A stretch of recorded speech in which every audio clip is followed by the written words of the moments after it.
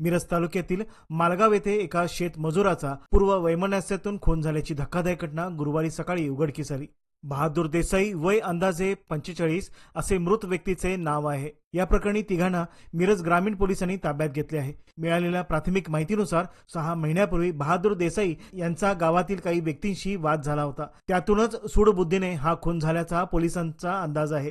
गुरुवारी सकाळी बहादूर देसाई यांचा मृतदेह कालव्यानजीक रक्ताच्या थारोळ्यात आढळून आला। ही बाब लक्षात येताच ग्रामस्थांनी पोलिसांना खबर दिली। पोलिसांनी तात्काळ घटनास्थळी धाव घेतली। मृतदेहाचा पंचनामा करून शवविच्छेदनासाठी शासकीय रुग्णालयात हलवण्यात आला। उत्तरीय तपासणीत बहादूर देसाई यांच्यावर दांडक्याने गंभीर मारहाण करण्यात आल्याने मृत्यू झाल्याचे स्पष्ट झाले आहे। या खून प्रकरणी पोलिसांनी तात्काळ तपास सुरू करून संशयित तिघांना ताब्यात घेतले असून अधिक तपास मिरज ग्रामीण पोलीस करत आहेत।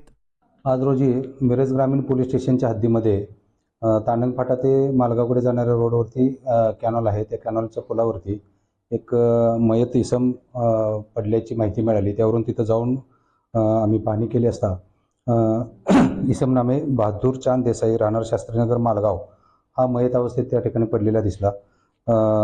तपासांती असं दिसून आलेलं आहे की सदर जो इसम आहे बहादूर चांद देसाई याला अनोळखी 2 इसमांनी काठीने आणि लाथाबुक्क्याने मारहाण केलेली होती। त्यांच्यामध्ये वाद झालेला होता आणि त्या मारहाणीत तो जखमी होऊन त्याचा मृत्यू झालेला आहे। मिरज ग्रामीण पोलीस स्टेशनला या संदर्भात गुन्हा दाखल करण्यात आलेला आहे। BNS कलम 103(1) 3-5 प्रमाणे खुनाचा गुन्हा दाखल करण्यात आलेला आहे आणि संशयित आरोपी त्याच्यामध्ये आम्हाला नावं त्यांची निष्पन्न झालेली आहेत।